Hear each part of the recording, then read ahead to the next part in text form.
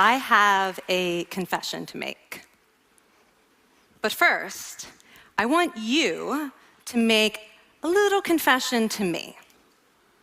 In the past year, I want you to just raise your hand if you've experienced relatively little stress. Anyone? How about a moderate amount of stress? Who's experienced a lot of stress? Yeah, me too. But that is not my confession. My confession is this: I'm a health psychologist, and my mission is to help people be happier and healthier.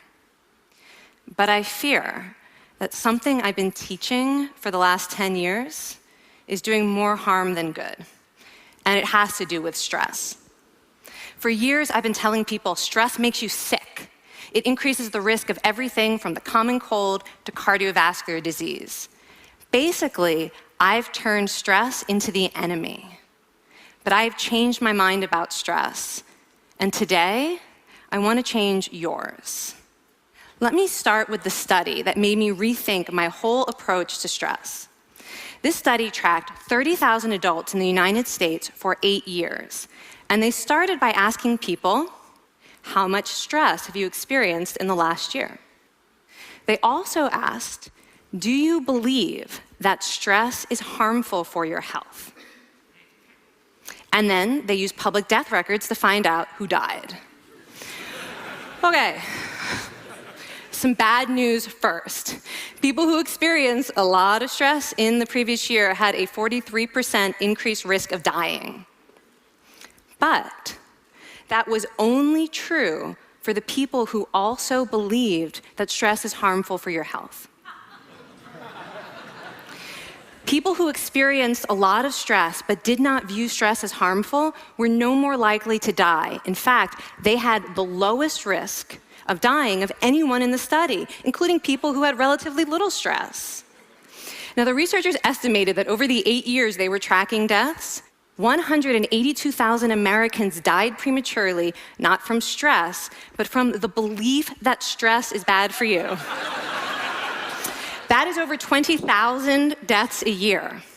Now, if that estimate is correct, that would make believing stress is bad for you the 15th largest cause of death in the United States last year, killing more people than skin cancer, HIV, AIDS, and homicide. You can see why this study freaked me out. Here I've been spending so much energy telling people stress is bad for your health. So this study got me wondering, can changing how you think about stress make you healthier? And here the science says yes. When you change your mind about stress, you can change your body's response to stress. Now, to explain how this works, I want you all to pretend that you are participants in a study designed to stress you out. It's called the social stress test. You come into the laboratory, and you're told you have to give a 5-minute impromptu speech on your personal weaknesses to a panel of expert evaluators sitting right in front of you. And to make sure you feel the pressure, there are bright lights and a camera in your face, kind of like this.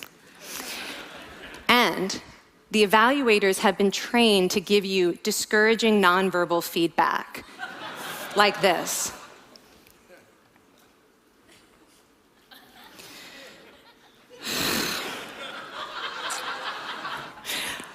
Now that you're sufficiently demoralized, time for part 2, a math test. And unbeknownst to you, the experimenter has been trained to harass you during it. Now, we're gonna all do this together. It's gonna be fun, for me. Okay. I want you all to count backwards from 996 in increments of 7. You're gonna do this out loud as fast as you can, starting with 996. Go. Go faster. Faster, please. You're going too slow. Stop, stop, stop, stop. That guy made a mistake. We're gonna have to start all over again. You're not very good at this, are you? Okay, so you get the idea. Now, if you were actually in this study, you'd probably be a little stressed out. Your heart might be pounding, you might be breathing faster, maybe breaking out into a sweat. And normally we interpret these physical changes as anxiety or signs that we aren't coping very well with the pressure. But what if you viewed them instead as signs that your body was energized, was preparing you to meet this challenge? Now, that is exactly what participants were told in a study conducted at Harvard University. Before they went through the social stress test, they were taught to rethink their stress response as helpful. That pounding heart is preparing you for action.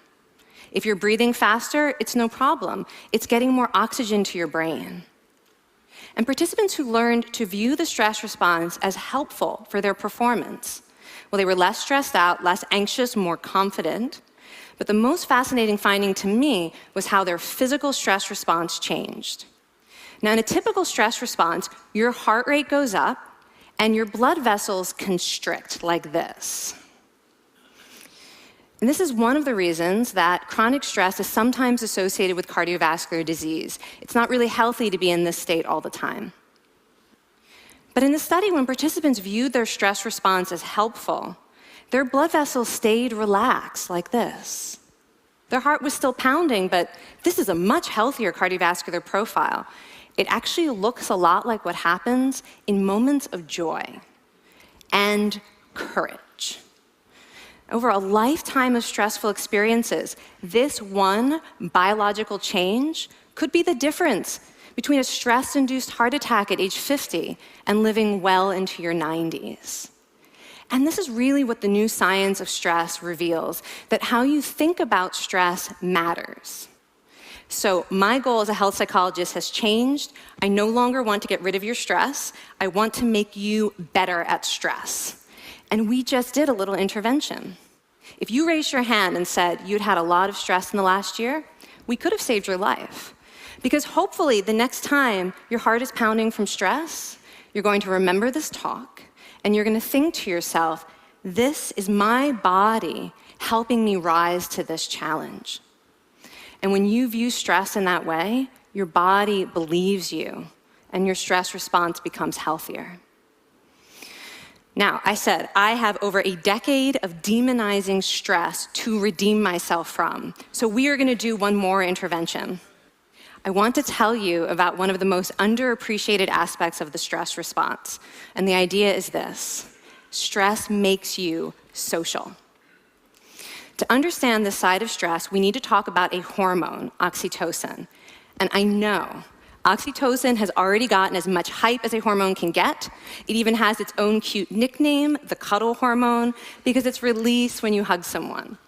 But this is a very small part of what oxytocin is involved in. Oxytocin is a neurohormone. It fine-tunes your brain's social instincts. It primes you to do things that strengthen close relationships. Oxytocin makes you crave physical contact with your friends and family. It enhances your empathy. It even makes you more willing to help and support the people you care about. Some people have even suggested we should snort oxytocin, right, to become more compassionate and caring. But here's what most people don't understand about oxytocin. It's a stress hormone. Your pituitary gland pumps this stuff out as part of the stress response. It's as much a part of your stress response as the adrenaline that makes your heart pound. And when oxytocin is released in the stress response, it is motivating you to seek support. Your biological stress response is nudging you to tell someone how you feel instead of bottling it up. Your stress response wants to make sure you notice when someone else in your life is struggling so that you can support each other. When life is difficult, your stress response wants you to be surrounded by people who care about you. Okay, so how is knowing this side of stress going to make you healthier? Well, oxytocin doesn't only act on your brain, it also acts on your body. And one of its main roles in your body is to protect your cardiovascular system from the effects of stress. It's a natural anti-inflammatory. It also helps your blood vessels stay relaxed during stress. But my favorite effect on the body is actually on the heart. Your heart has receptors for this hormone. And oxytocin helps heart cells regenerate and heal from any stress-induced damage. This stress hormone strengthens your heart. And the cool thing is that all of these physical benefits of oxytocin are enhanced by social contact and social support. So when you reach out to others under stress, either to seek support or to help someone else, you release more of this hormone, your stress response becomes healthier, and you actually recover faster from stress. I find this amazing that your stress response has a built-in mechanism for stress resilience. And that mechanism is human connection. I want to finish by telling you about one more study. And listen up, because this study could also save a life. This study tracked about 1,000 adults in the United States, and they ranged in age from 34 to 93. And they started the study by asking, how much stress have you experienced in the last year? They also asked, how much time have you spent helping out friends, neighbors, people in your community? And then they used public records for the next 5 years to find out who died. Okay, so the bad news first. For every major stressful life experience, like financial difficulties or family crisis, that increased the risk of dying by 30%. But, and I hope you are expecting a but by now, but that wasn't true for everyone. People who spent time caring for others showed absolutely no stress-related increase in dying, 0.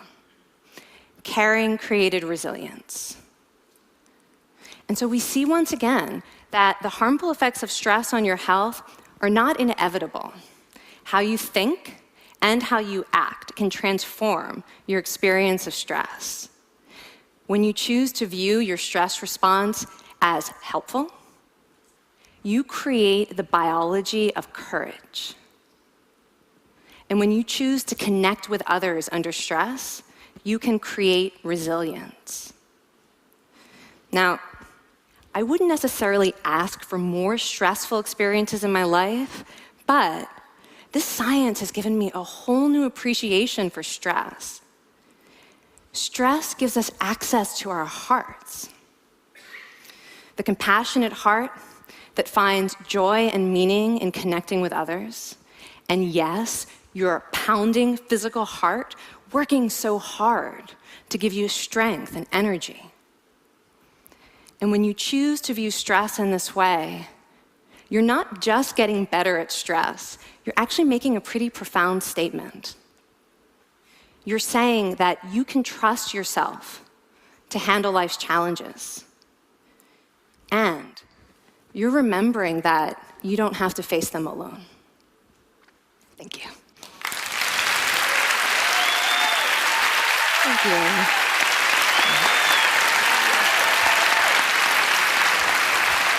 I mean, this is kind of amazing what you're telling us. It seems amazing to me that a belief about stress can make so much difference to someone's life expectancy.